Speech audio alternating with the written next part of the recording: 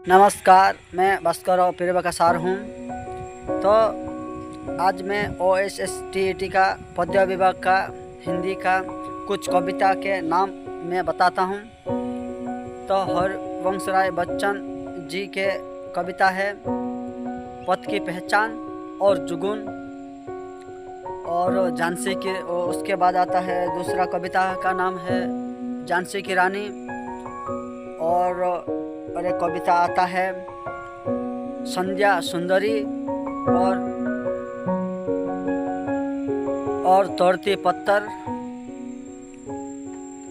और उसके बाद आता है बहुत दिनों के बाद और काल में डूब। ये सब कुछ है हिंदी कविता हैं जो कि OSTT में आते हैं।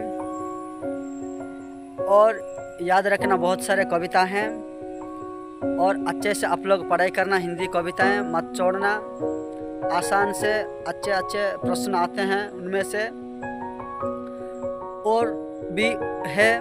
और आगे बढ़ेंगे एक एक करके हर चीज़, हर कविता के बारे में हम पढ़ाई करेंगे और हम आगे बढ़ेंगे। याद रखना, किसी भी कविता का मत छोड़ना। सिलेबस हमेशा कंप्लीट करके ही रखना। भले ही एग्जाम के बारे में मत सोचना, मतलब वो मार्क्स के बारे में मत सोचना। आपका काम है सिलेबस कंप्लीट करना और बार बार रिवीजन करना, ध्यानपूर्वक पढ़ाई करना, ध्यानपूर्वक रिवीजन करना, बार बार रिवीजन करना, प्रैक्टिस करना।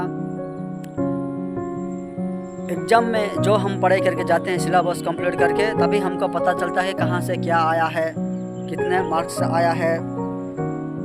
150 का तो आता है OSTT का, तो हिंदी में 60 मार्क का आता है। तो आपको याद रखना, हमेशा किसी भी एंट्रेंस का, किसी भी परीक्षा के लिए अगर आप प्रिपरेशन कर रहे हैं तो आपका पहली काम ये होता है कि आपको सिलेबस कंप्लीट करके जाना पड़ेगा और बार बार रिवीजन करना पड़ेगा। कविताएं मत छोड़ना। उसके बाद निबंध है, गद्य है, बहुत सारे चीज़ें हैं हिंदी में, और व्याकरण है और भाषा का अध्ययन है, सब कुछ है। लेकिन कविता है, कविता मत छोड़ना, क्योंकि आसान होता है। छोटी छोटी कविता हैं, आसान से समझ में आ जाता है, इसलिए उसको नहीं छोड़ना चाहिए। अगर छोड़ दोगे वो तो कैसे होगा, कि नहीं छोड़ना चाहिए, क्योंकि ज़िंदगी में तो पढ़ाई करना है। सिलेबस तो नहीं बदलने वाला है। 2016 से अभी तक 2024 तक वही सिलेबस रहा। बिल्कुल छोड़ना नहीं है, ठीक है। आराम से पढ़ाई करना है, आराम से ध्यानपूर्वक देखना पड़ेगा, आराम से।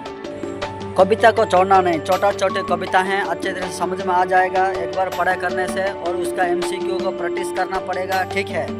तो ये सब कुछ होता है कविता में। देखना, आराम से देखना, अच्छा लगेगा। ध्यानपूर्वक समझना, उसको बोलना, उसको समझना, बार बार रिवीजन करना MCQ को। और अगर समझ में आए तो कविता को फिर से एक बार पढ़ाई कर लेना और देख लेना, और जो भी टीचर YouTube में समझाते हैं, और MCQ प्रैक्टिस करना, बार बार प्रैक्टिस करना। Practice makes man perfect. Okay.